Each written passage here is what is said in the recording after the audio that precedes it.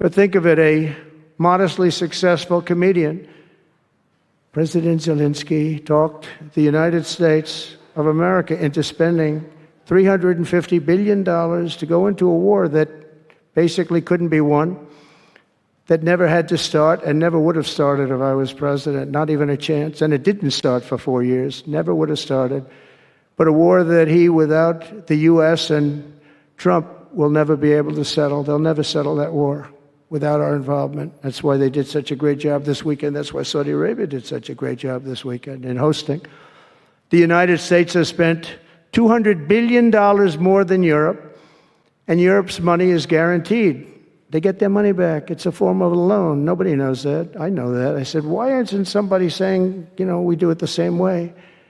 And we spent much more money. We have to equalize. But while the United States gets nothing back, so they get their money back. It's a loan. We just give our money. And we had a deal based on rare earth and things, but they broke that deal.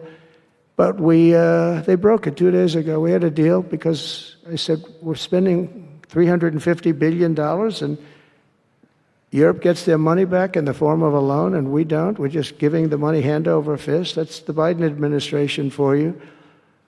But they're no longer dealing with the same United States as they were dealing with a few months ago. Why didn't crooked Joe Biden demand equalization, and that this war is far more important to Europe than it is to us, and that there's a very big, beautiful ocean, a separation? This is, we're helping Europe. We're trying to help Europe. On top of this, Zelensky admits that half of the money that we sent them is missing. They don't know where the money is. He said, well, we don't know where half of it is. That's great, wonderful. He refuses to have elections. It's low in the real Ukrainian polls. I mean, how can you be high with every city is being demolished? It's hard to be high. Somebody said, oh, no, his polls are good. Give me a break. Every city is being demolished. They look like a demolition site, every single one of them.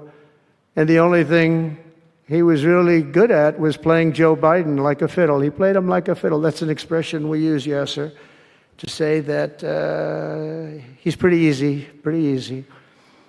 A dictator without elections.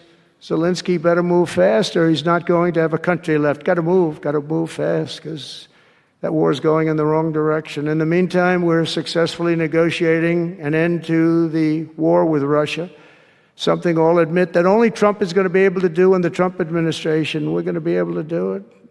I think Putin even admitted that. Biden never tried.